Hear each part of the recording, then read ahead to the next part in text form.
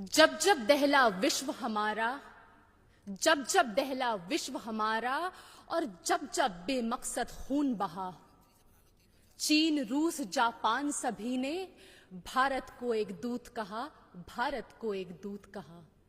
My warm greetings to dignitaries.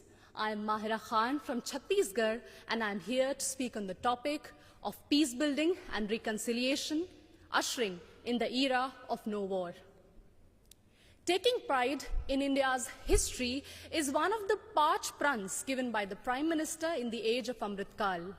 And looking back at history, it is a proof that India has always been a harbinger of peace.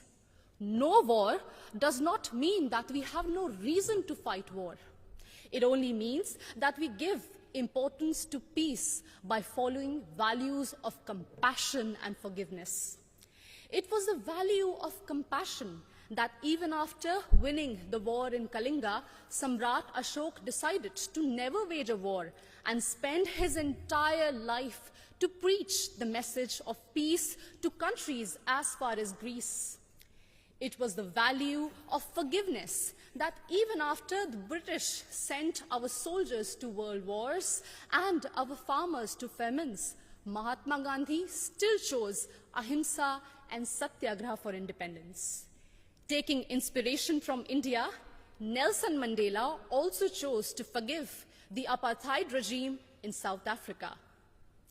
My dear audience, like this year's theme, India for the World, India not only preaches but also practices Vasudhaiva Kutumbakam. In India's G20 presidency, we advocate for a multilateral world in which no one country dominates another country. When China dominated Indo-Pacific, India rushed to help and support ASEAN countries. It acted east. When Sri Lanka needed loans, India was the first to give assurance to IMF. It showed that we believed in neighborhood first. And when Turkey, Syria were hit by deadly earthquakes, India rushed for their aid. It showed our brotherhood. Remember, in 1945, after testing the first atomic bomb, Oppenheimer quoted from Bhagavad Gita, "Now I have become death, the destroyer of worlds." And soon after that, the bombings in Hiroshima and Nagasaki, it was proved that the world does not need a war for peace, but it only needs one war, and that is the war against war itself, exactly what Mahatma Gandhi used to preach. हमें युद्ध के खिलाफ एक वास्तविक युद्ध की जरूरत है. And that's why all of us need to unite for one single cause, our planet Earth. The conflicts in West Asia, Africa, and the constant quest for world dominance between USA and China are doing no good for sustainable and equitable development. And this is worse even in the post-COVID era, something which we cannot afford. And in this circumstance, the world looks at India to find peaceful negotiation and conciliation in the midst of Russian-Ukraine war. As the voice of Global South, we believe that few rich countries which have caused maximum war and pollution in the last century should pay for their mistakes by helping and not holding back technologies from poor countries.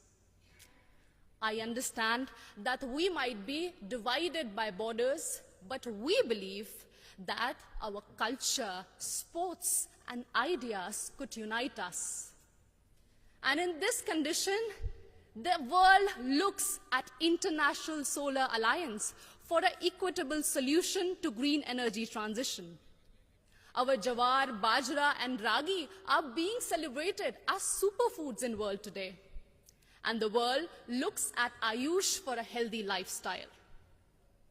My dear audience, when one youth from Naxal-affected area of Abujmar in Chhattisgarh can strive and participate in international football, it inspires so many of us to strive for a home that is free of conflict and full of opportunities and growth.